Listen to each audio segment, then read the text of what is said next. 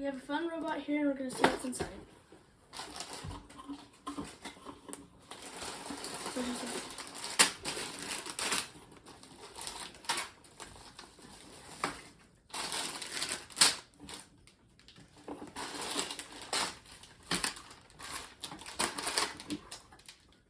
So we have here some pieces, a charging cord, a screwdriver, eyes, remote, and a motor. There's 5 different models you can do, and I'm going to be doing Model E. The instructions are easy to follow.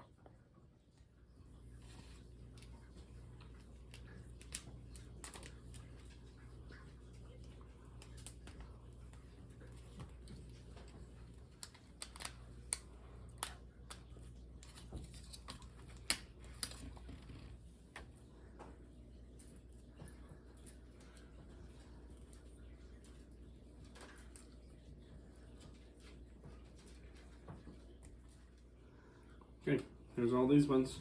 Okay. I'll find those ones.